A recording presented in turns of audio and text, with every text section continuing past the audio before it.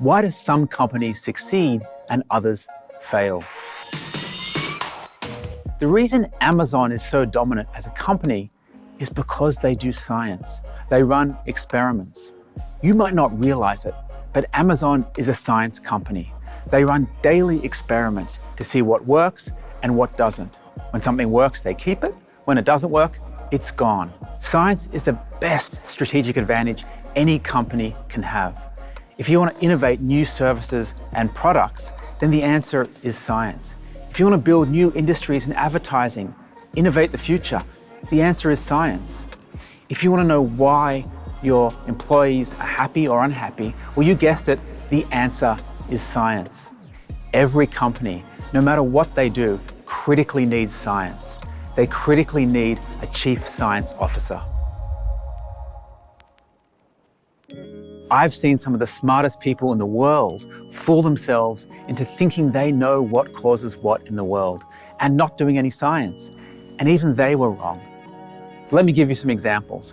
Let's say you're running a design firm.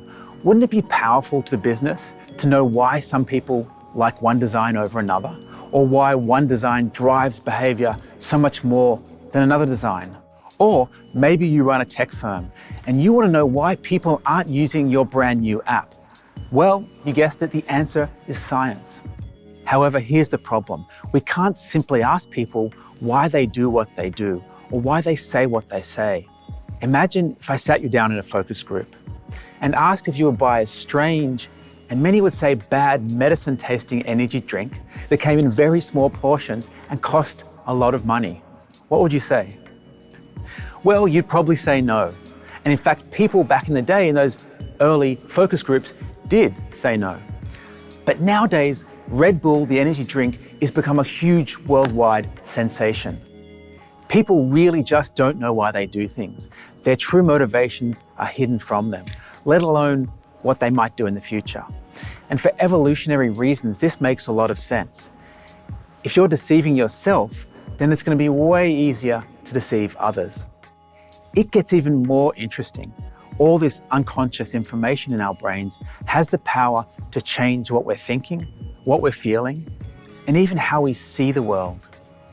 This unconscious information has the fundamental power to change our behavior. On that point, Freud was actually right. Further, what you see and what you hear is actually not what's out there. Your eyes and your brain lie to you. In fact, they lie to you all the time. Have a look at this for a moment. Does it look like not only the colors, but also the lines and the circle is moving?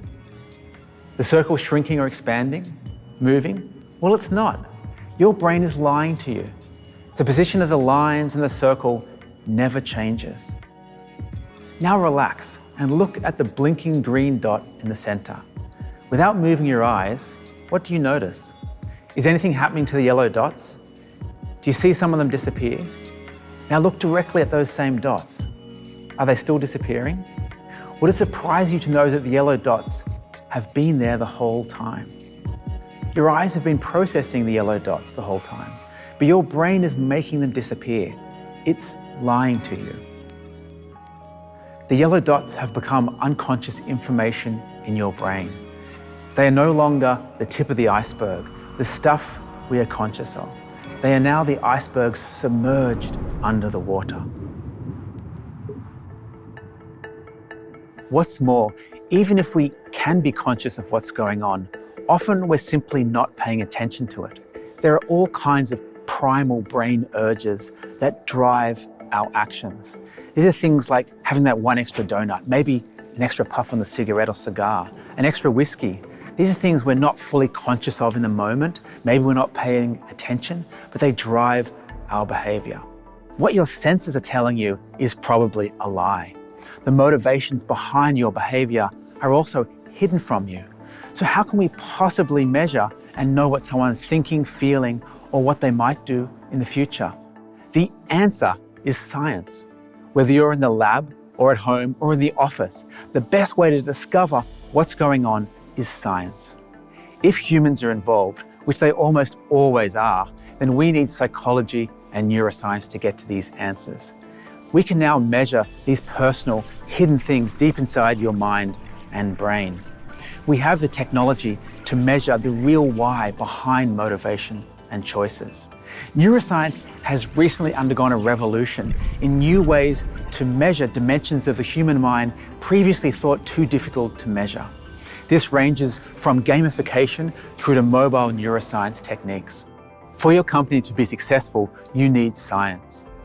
Independent of what the company does, you urgently need a chief science officer.